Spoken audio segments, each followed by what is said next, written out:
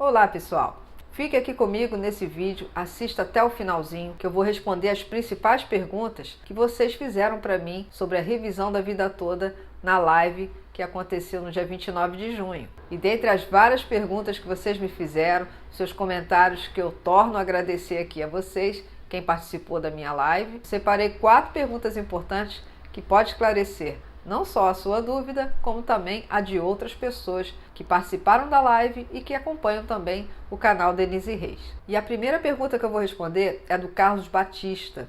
Ele me perguntou o seguinte: como faço para pegar a memória de cálculo usada pelo INSS ao me conceder a aposentadoria?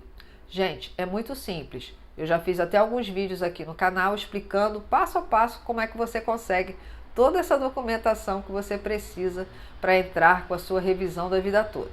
Mas respondendo aqui objetivamente ao Carlos, eu respondo o seguinte: a memória de cálculo que vem na sua carta de concessão do benefício, você pode baixar o documento na íntegra, que essa memória de cálculo ela vem lá na última folha. Como é que você faz para baixar isso? Você vai acessar o site do meuinss.gov, vai fazer um login e uma senha. Se você já tiver, ótimo, porque você só vai escolher no menu Carta de Concessão. E aí você vai poder baixar esse documento em formato PDF, porque nessa carta de concessão do seu benefício contém toda a memória de cálculo utilizada naquele momento da sua concessão. Portanto, é um documento oficial, porque você vai extrair do próprio site do meu INSS. E lembrando também a você, Carlos, e aos outros que estão me assistindo agora, que no site do meuinss.gov você não só baixa os documentos da carta de concessão, como também o extrato do CNIS, como também o histórico de crédito, para você saber quando foi a primeira vez que você recebeu a data certinha do seu primeiro pagamento como aposentado, que é essa data que conta o prazo decadencial. Explicado? Vamos à próxima pergunta. A próxima pergunta que eu vou responder foi feita pelo Antônio Geraldo.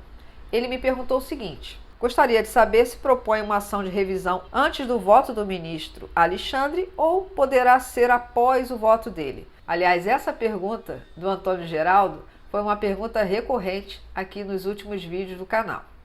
E eu respondo o seguinte: pessoal, se vocês já possuem a documentação correta para entrar com a ação da revisão da vida toda, se você não sabe, procura lá os vídeos dos últimos meses, que tem lá o passo a passo, a documentação necessária. E principalmente, se você já fez o cálculo, se certificando de que vai valer a pena para você entrar com essa ação, porque no caso da revisão passar no STF, você vai ter um aumento na sua renda mensal, então entre logo com a sua ação, no Juizado Especial Federal ou numa vara federal, dependendo do caso. Não espere o voto do ministro, principalmente se você já estiver completando 10 anos da data que você se aposentou efetivamente, que você recebeu o seu primeiro pagamento como aposentado. Entre logo, não espere. Se cerque da sua documentação, são documentos simples que você pode conseguir baixando pela internet, que é o extrato do CNIS, seus documentos pessoais, identidade, CPF, comprovante de residência. E se você tem períodos que você não conseguiu comprovar no CNIS, você pode apresentar suas carteiras de trabalho com os registros, né, das empresas que você trabalhou, principalmente anteriores a 1994. Então, junte toda essa documentação. Aconselho sempre a procurar um advogado especialista nessa área. Ainda assim, caso você não consiga um advogado, não tem condições de fazer um contrato nesse momento, procure a Defensoria Pública da União, mas exerça seus direitos antes que seja tarde.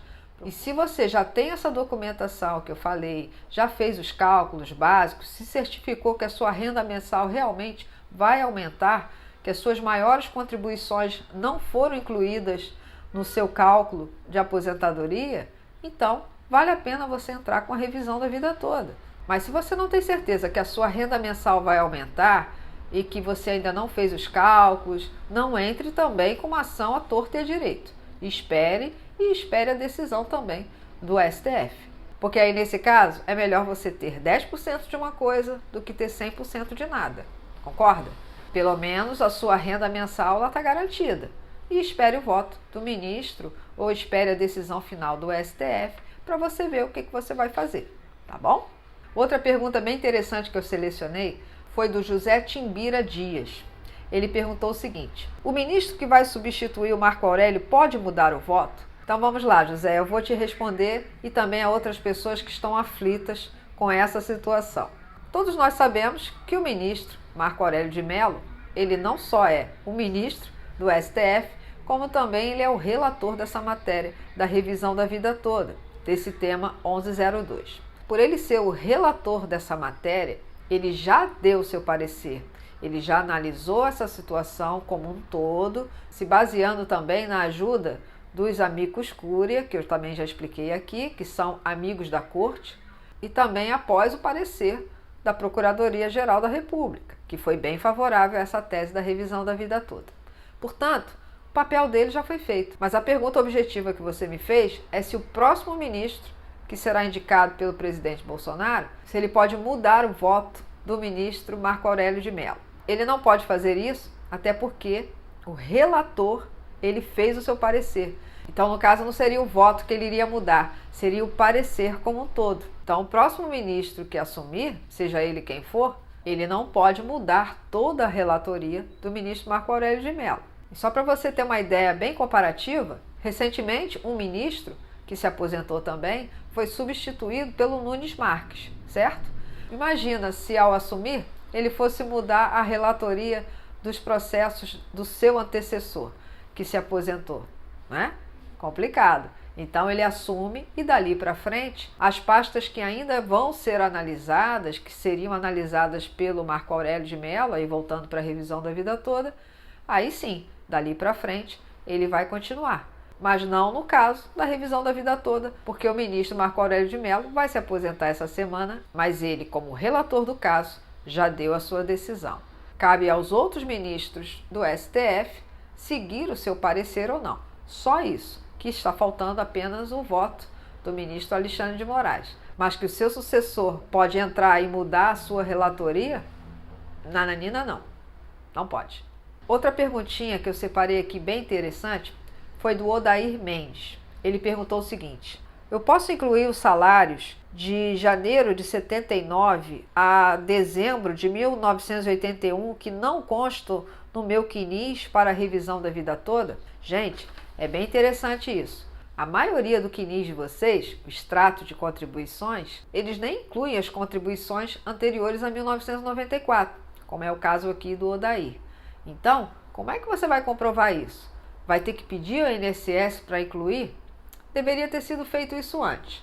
Mas no caso da tese da revisão da vida toda, que é uma tese, que é uma revisão que você só vai poder fazer na justiça, o INSS não faz essa revisão administrativamente, você simplesmente vai ter que comprovar isso mediante outras provas. Vai entrar na justiça e já de cara, na petição inicial, por isso que é importante a figura do advogado, para assistir vocês ou a Defensoria Pública da União, para que inclua essa documentação.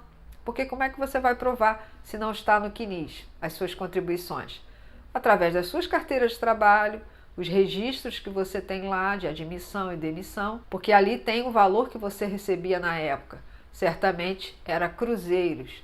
Então, no cálculo vai ter que se fazer essa conversão da moeda. Que não estiver no quinis, você vai ter que comprovar. Você vai poder comprovar através das suas carteiras de trabalho, dos seus contra-cheques, qualquer um que você achar daquele período. Se você não tiver a carteira de trabalho, o principal documento é a carteira de trabalho, porque ali tem os valores, tem a data certinha que você foi admitido naquela empresa, que não aparece no seu quinis.